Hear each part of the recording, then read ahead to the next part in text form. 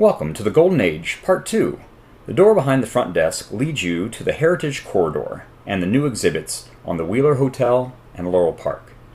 At the turn of the century, the mountain that would become known as Laurel Park was owned by W.A. Smith, a lawyer, judge, and soon-to-be developer of the Laurel Park Resort.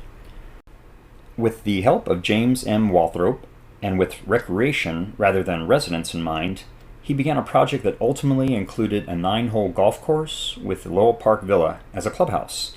The villa served also as a location for the Western North Carolina Fair from 1903 until 1907. In 1903, Smith made a way for people to enjoy the 40-mile, 360-degree view from the top of his land. A rail line was established running from Main Street West on 5th Avenue to Rainbow Lake in his Laurel Park Resort development. The train is said to have been called the dummy line because it could not turn around. It was made up of a passenger coach and sometimes a flat car capable of holding 200 people. It was pulled at first by a 25-horsepower locomotive, but later a steam power plant was built on 5th Avenue, and the dummy line was converted to electricity.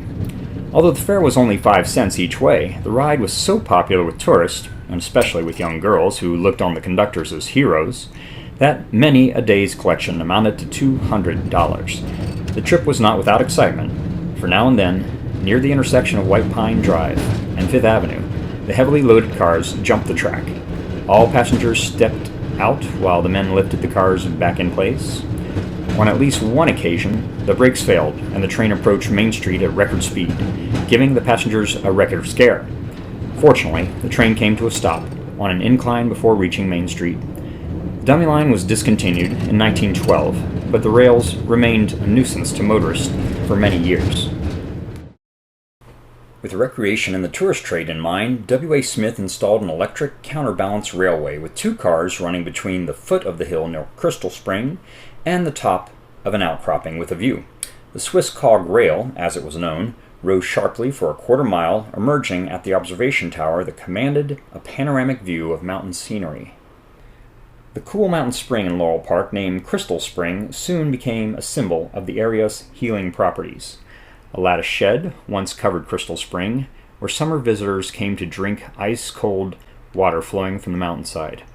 Many people carried water back home in gallon jugs. The lattice shed was removed from Crystal Spring, and a stone arch was built in the mountainside.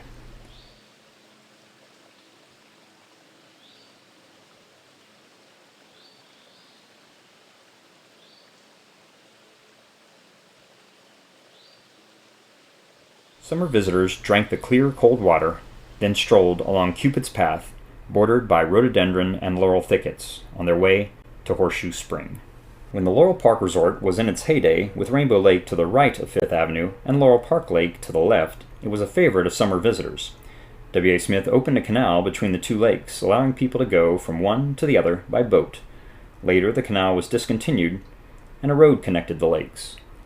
In 1920, Lake Drive followed the course of the canal, connecting Rainbow Lake with Rhododendron Lake, later referred to as Laurel Park Lake. Picnicking and swimming drew many people to Rhododendron Lake. Some parked their cars along the beach, while others arrived by electric streetcar along the track shown in this photograph.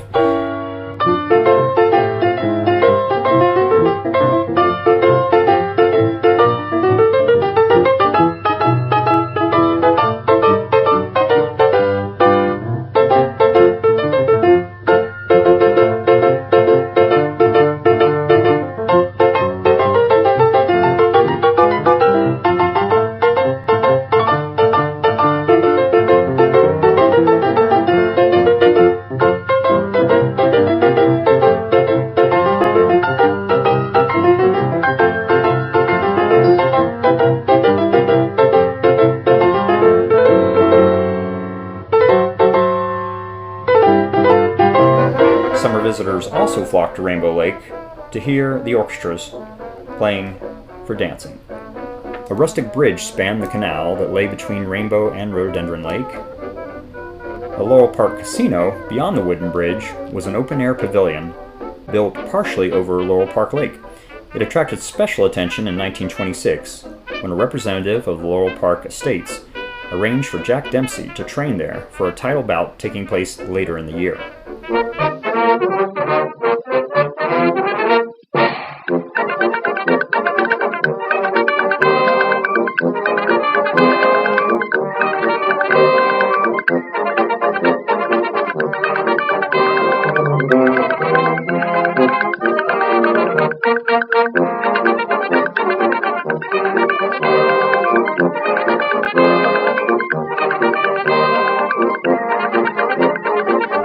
If you were taking a family portrait in 1925 with Laurel Park in the background, the beginnings of the Fleetwood Hotel would appear on the mountain ridge.